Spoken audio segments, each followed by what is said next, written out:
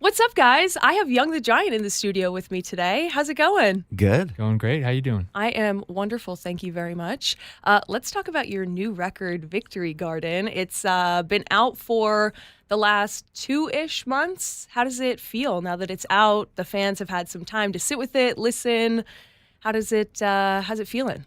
It's great. I mean, it's when you make a record, you kind of go in with a concept and an idea, and all you can do as a musician is really try and follow through with that concept all the way through. I think we feel very, very proud of this album, and audience members and fans have a sense of understanding what's authentic and real versus what feels kind of fakely put together. And I think we're seeing that now. I mean, this is the soonest that we've been on tour from an album release, now playing here. But like, it's pretty exciting to see how many people are singing along to the new songs already. Totally. Oh my gosh, that must feel so good seeing people sing along to your songs. I couldn't imagine. Yeah, it's pretty cool. So the phrase radical empathy comes up a lot when you guys are talking about your record. Was there a song or a time where that kind of, you knew that was going to become the emotional center of the record? Yeah, we had probably written about 10 songs by the time that we just sort of felt like there was this thread that was connecting everything. And songs aren't necessarily all about the same thing, but they did have this one thing in common, was this idea of radical empathy being sort of the ultimate form of resistance. And it's not inherently a political album or anything like that, but in a world where like empathy is seen as a weakness by some, we reject that idea so wholeheartedly. And to us, it's really important to try to put a point on it. And we feel like the whole body of work, like this record, if you listen from start to finish, is kind of our thesis on like what that can look like. It's focusing on the things that you can control in your community, in your family, in your circles, and then also being able to find that empathy for yourself. It's really hard to go out into the world and do good if you can't find that love for yourself. For sure. So it's kind of across the board. Mm-hmm. I love that. So why was Victory Garden the right name for the record?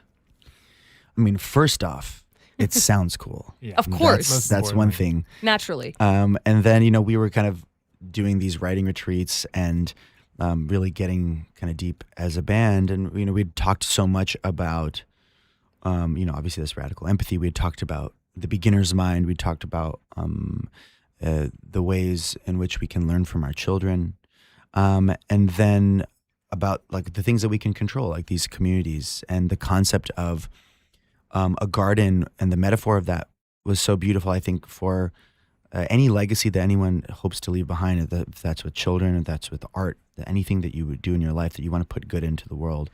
And our bassist Pime had just been reading an article about victory gardens historically during World War I and World War II that were built in these community centers that brought people together to grow stuff for people to eat, and it was also just kind of a place for people to connect. And that felt like such a powerful metaphor for what Young the Giant has existed for our fans, and what we hope that this record is, that you can really walk into this world, this garden, that you feel like safe and that you belong there. And how has the process of you guys all working together, because you've been a band for so long, how is the process changed since you guys first started, since your debut? Is it similar, or how do you go into these sessions that you're in? Is it how does it look? Yeah, it has changed a lot over the years. We've tried a number of different ways to write. During COVID, we were sort of forced to do more of like a postal service approach, where we would each work in our own little silos and kind of send ideas to one another. And so I think even though there's a really strong theme throughout that record, you can kind of sense that the songs were created in that environment. And so it was really important for us to reconnect in a really human way and just spend time in a room together playing our instruments and writing the songs together.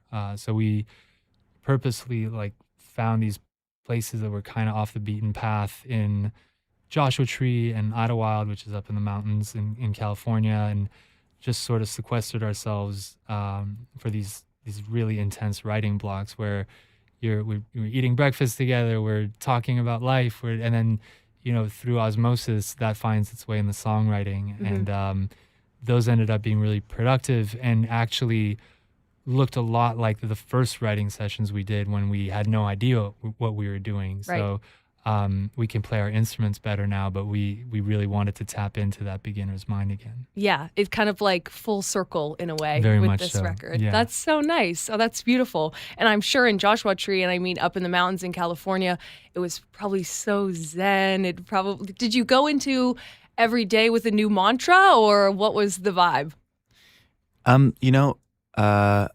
I'd like to say that it was zen. I think it was, in a lot of ways, had used it to process like a lot of these really heavy things that were happening. And I think the LA fires had kind of broke out midway through the writing process. And, I think just like dealing with the modern world, that these writing retreats did become kind of this escape in some way, and like kind of a search for hope. And it allowed us to really dig deep, and some of those things are difficult to do. And to write music, oftentimes you have to go to the places that you kind of want to avoid. But we were able to get deep and go there, and so I wouldn't call it fully zen, but it was therapeutic, I would say. Yes. Yeah, I like Shedding demons. Yes. Yes, as we all need to do. Yes. Yeah. Okay, so some standout tracks for me, if you don't mind me saying my opinion on some of them. The opener, I love the opener, Evergreen, Ships Passing, and Mona Lisa. Those ones, Those are three of my favorites. My top three. In the writing process, was there kind of a song that unlocked the rest of the album? Like what started it all? Yeah, I'd say there are two. Bitter Fruit and Ships Passing were both written excuse me, during that first writing retreat.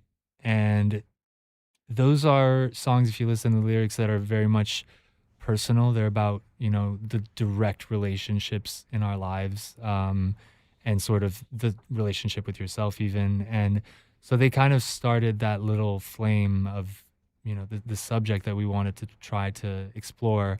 And as we kept writing, we just kept coming back to that same sentiment and applying it to different things. But yeah, I mean, I'm pretty sure Bitter Fruit was the first song that we wrote that made the album. And I want to say Ships Passing was the second.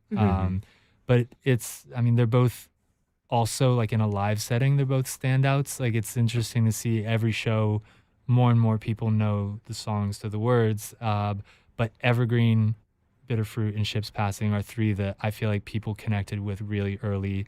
They feel really immediate. They're so much fun to play live. Yeah, I mean, those are three of my favorites too. Yeah. How was it working with your producer, Brendan O'Brien? Because he's worked with some of the greats. He's a legend. Yes. Oh my gosh, how was that? Oh, it was fantastic. I mean, it kind of reminded us of the first album when we were working with the heavyweight Joe Ciccarelli. And at the time, Joe was very much like Mr. Miyagi for us, and we did learn a lot from Joe. And I feel like now coming back into this with Brendan, whose discography is just so amazing, I think we finally felt that we'd had enough experience under our belt, that we knew what we were doing in there. And at the same time, there was like this nice little kind of friction there where we also wanted to impress him a little bit. So like that's where you get the best work out of musicians. And he was just a fantastic leader. He had the ability of kind of keeping the momentum going, because like so many times when you're writing a song and when you're in the studio, like the momentum, if that breaks, then like the whole thing can be destroyed. And so it's very, very important to keep that momentum going. And he was a master at that. And I think we learned so much from that process, and also got some great stories from him about, just these amazing artists he's worked with. For sure. Oh my gosh, I could only imagine with everyone that he's worked with, the Killers, AC/DC, Bruce Springsteen. It's nuts. He mentions them all by first name too, and we're like, wait, like from AC/DC, Uh-huh. Angus. Yeah, he was great. I mean, we really enjoyed the process, and that whole way that he approached making music that Sameer just mentioned. Like, I've actually found that helpful in my life. His whole thing is like, I might not make the right decision every time, but I will make a decision, and we're gonna figure it out based on that. And like, he's got a lot of experience, so he probably makes the right decision 90% of the time, Yeah. and that's a great average. So I found that like, as I apply that to the rest of my life, it actually makes things much easier.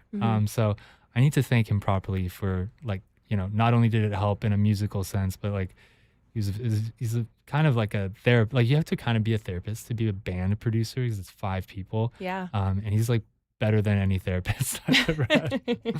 And he shreds at piano too, which is nice.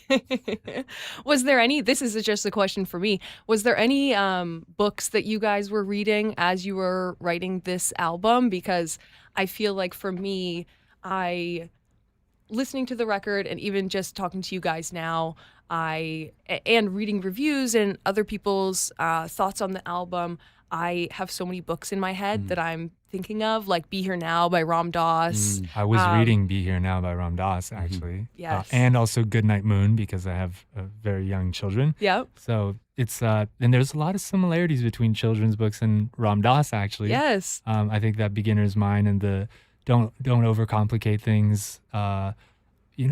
Children are born with the factory setting of loving and being open-minded, and it only shuts down later in life. And so I adore Ram Dass. I'm reading some Alan Watts right now.